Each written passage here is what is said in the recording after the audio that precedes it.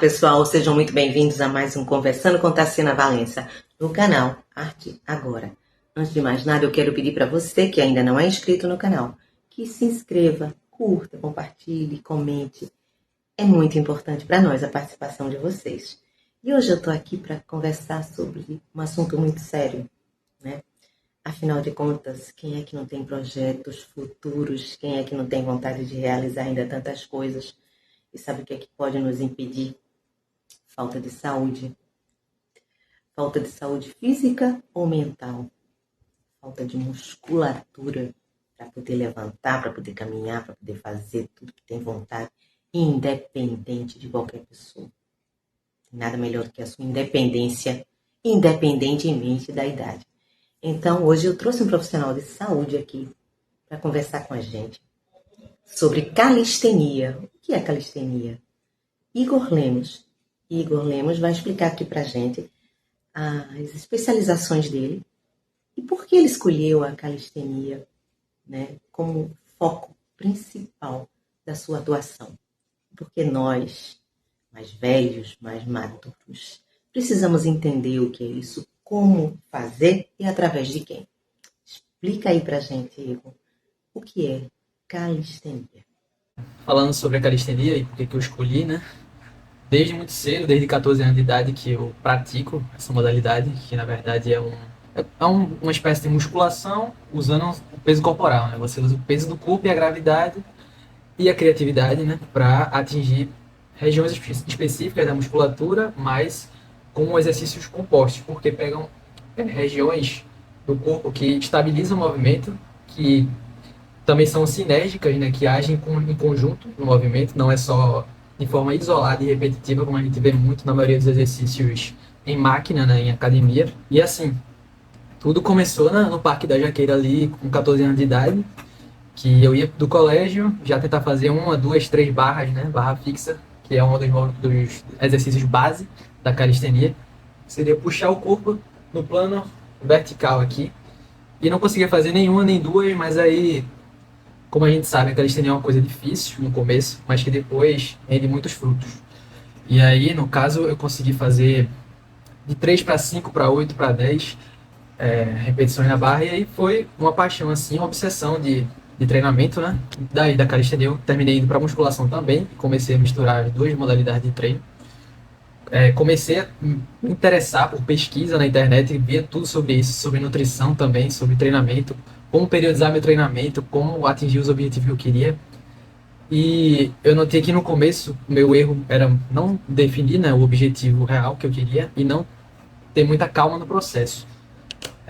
Que o processo é lento e eu terminava querendo coisa demais e terminava não conseguindo tudo. E aí eu ingressei em educação física para entender justamente tudo sobre tudo que rege o treinamento físico, a fisiologia do corpo, a biomecânica de movimento. E não é à toa que eu fiz pós-graduação, depois de formado agora em fisiologia do exercício, periodização e biomecânica, que é justamente a forma como as alavancas do corpo vão agir, a física das alavancas do corpo entre articulações e músculos, né? E como é que a gente pode melhorar o treinamento sem perder muito tempo e otimizar o processo com isso. E aí a calistenia é justamente o treino com peso corporal, usando o peso do corpo como resistência, e você tem que vencer essa resistência. E para dificultar e gerar uma sobrecarga progressiva, você vai ter que mudar o exercício, vai ter que dificultar essa alavanca do corpo, como se fosse, vou dar um exemplo aqui, uma flexão normal, uma flexão na parede. Você começa com uma flexão na parede, que é nesse plano daqui, na vertical, e vai descendo a inclinação, você vai usando um banco menor, vai usando essa inclinação menor e depois vai descer para o chão. Descendo para o chão, você atingir o máximo de suas repetições, você vai gerar uma nova sobrecarga, fazendo com os pés elevados, colocando os pés no banco, por exemplo, ou até chegar num nível máximo, que seria a parada de mão, que seria o corpo todo na vertical, e fazendo a flexão no handstand, né? Handstand é a parada de mão, que a gente chama na calistenia. Comecei desse jeito, mas na faculdade eu terminei conhecendo o professor de ginástica, que me ensinou os fundamentos da ginástica, que a calistenia estava dentro disso, e terminou me ensinando vários movimentos diferentes, me usou como cobaia lá para demonstrar os exercícios, que eu também já fiz capoeira e tinha muita coisa envolvida, né? Basicamente, a calistenia é a base de qualquer modalidade esportiva e prepara você para qualquer modalidade esportiva também, como surf, como arte marcial, principalmente, né? Então, qualquer um pode começar para melhorar sua performance esportiva, né? Também, caso isso seja um objetivo. E aí ele me ensinou a forma perfeita, a forma correta, a técnica de cada movimento, os movimentos de flexibilidade para otimizar isso, otimizar o treino de calistenia e de musculação também. E terminou sendo esse fator aí que me fez, depois de trabalhar em algumas academias, só musculação, ensinando pessoas que vinham se queixando de dor, se queixando de que não conseguia realizar tal movimento, não conseguia sentir tal músculo, ou saber o que é que está contraindo, o que é que está estabilizando, entendeu? E é uma falta de inteligência corporal mesmo, que eu digo assim, da maioria das pessoas, porque não são ensinadas a base sólida do corpo, que é o peso corporal e o domínio desse peso corporal. É a inteligência do corpo, a coordenação motora, a propriocepção, tudo isso está envolvido. Então a calistenia trabalha não só a força, né? Ela trabalha o equilíbrio, trabalha a respiração, e isso vai muito além do que apenas a musculação. É isso mesmo? Exato, vai além do físico, né? É uma questão corpo e mente, e também a questão da respiração é super importante. A gente tem até um programa específico da respiração que está junto da flexibilidade e da yoga para calistenia também, que estão conectados às posições da yoga com as posições que a gente faz também na calistenia, para ganhar flexibilidade, controle do corpo e o controle e ritmo da respiração. A gente tem até como reduzir a ansiedade e se conectar com o momento presente usando a respiração e a meditação também. E durante o exercício você vai entender o método certo também de respirar, né? Quando a gente está naquela fase concêntrica do movimento, que seria levantar o peso, né? E tem a fase que você desce o peso ou que você alonga o músculo, né? A fase que a gente vai subir o peso e contrair a musculatura, a gente tem que soltar esse ar, certo? A gente inspira quando está alongando, preparou, e a gente vai puxar o peso, a carga, e vai soltar o ar. E a gente vai dominando essa respiração e controlando os níveis de estresse e de ansiedade junto a isso também, né? A gente meio que prepara a nossa mente para tudo depois do treinamento, né? A gente não trabalha só o corpo. Bem, pelo visto eu fiz muita calistenia na minha vida sem saber que era esse nome. Não ligava o nome à pessoa. Então, Igor, você como educador físico, calistenia ou musculação? Entre calistenia ou musculação, se fosse caso de vida ou morte, seria calistenia com certeza, devido à liberdade que você conquista com o seu corpo, né? A independência que você conquista com isso. Acho que os benefícios são muito amplos. Você abre um leque de opções gigante para qualquer coisa que você quiser e qualquer lugar que você tiver também. Se você tiver pouco tempo, você consegue fazer um circuito de calistenia ali para resolver seu treino semanal ali. Você consegue viajar e treinar também. Você vai ter essa capacidade de saber, né? Como gerir o seu corpo da forma que você quer, como otimizar cada movimento do corpo, padronizar esses movimentos, né? E não depender só de máquina, só de peso de academia, entendeu? Acho que muita gente depende disso, ou só pega muito peso. Isso não, eu acho que esse não é o caminho. E se tivesse que escolher, seria os dois. Fazer um método híbrido, né? A metodologia que eu faço há um tempo já, quando eu parei de fazer só musculação e quando eu voltei às raízes, que foi quando eu saí do estágio, né, de musculação e comecei de novo desde o início de cada exercício base da calistenia, e fui avançando, né? E estudando também sobre a fisiologia do treino e biomecânica do movimento, a análise da anatomia do movimento. E aí eu vi que a força relativa, que é a força que você tem com o seu próprio peso, a capacidade de você erguer e movimentar ele no espaço, é uma coisa que é indispensável para qualquer pessoa, principalmente para começar no treino de força, né? Seja em academia ou calistenia. E a força absoluta seria a força que você consegue erguer a maior quantidade de peso possível de uma vez só, né? Que seria a capacidade de você levantar carga, que seria na musculação. E eu acho que essas duas capacidades têm que estar unidas dentro de uma periodização, de um treinamento estruturado para isso e para o objetivo que a pessoa quer também. Eu acho que dá para agregar os dois sem um estar concorrendo com o outro, mas isso tem que ser feito de um jeito certo. E é para isso que eu desenvolvi esses pilares, que são a metodologia híbrida da calistenia, para a pessoa conseguir integrar na rotina de musculação ou começar do zero também na calistenia. E muda o seu mindset, né? Muda o seu modo de pensar, a sua resiliência, porque você enfrenta desafio direto. O tempo todo você está vencendo o seu corpo, está vencendo você mesmo. E eu acho que a competição tem que ser essa, né? Tem que ser contra você e só isso. Então a calistenia é basicamente o treino com peso corporal, usando o peso do corpo e a gravidade como resistência, né? Para você gerar uma força contra isso, usando todos os músculos do corpo praticamente, né? Quando você está fazendo uma barra, você está fazendo core ao mesmo tempo, que é só a musculatura que estabiliza sua pelve e seu tronco como um todo, né? O seu núcleo do corpo.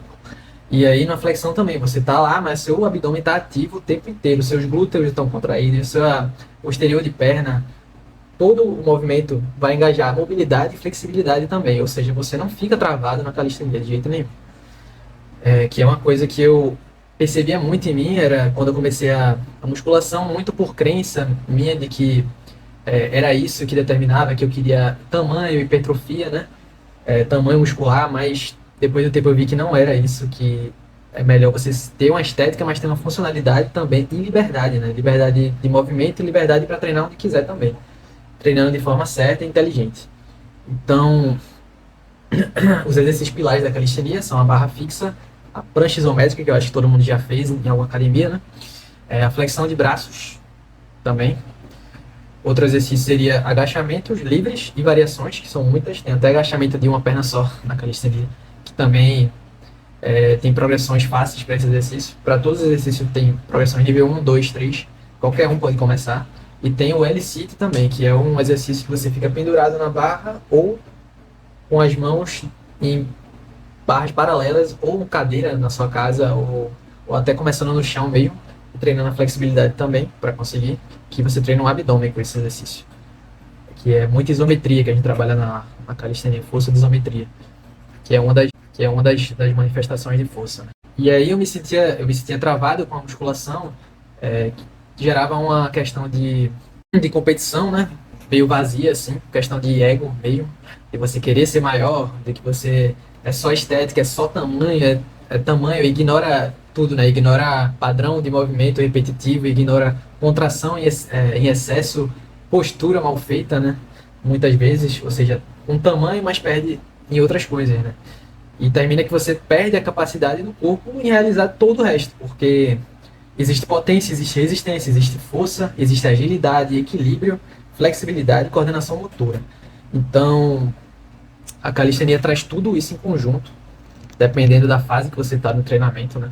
Em todos os exercícios ele vai treinar tudo, praticamente, e vai ter uma resistência muito grande e um aeróbio também muito, muito forte com isso. Queria que você falasse um pouquinho, Igor, também sobre as orientações, a importância de um educador físico e de um personal.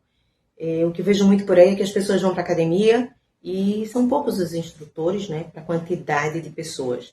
E às vezes as pessoas precisam, ou porque têm algum problema de coluna ou alguma outra, né, deficiência, ou mesmo porque as pessoas são mais velhas, ou as pessoas têm dificuldade de pegar aquela rotina diária e precisa de alguém perto orientando. O que é que se me diz quanto a isso? Quanto a esse processo de acompanhamento, da importância também de um profissional da educação física, né, de uma avaliação, tudo para cada caso separadamente.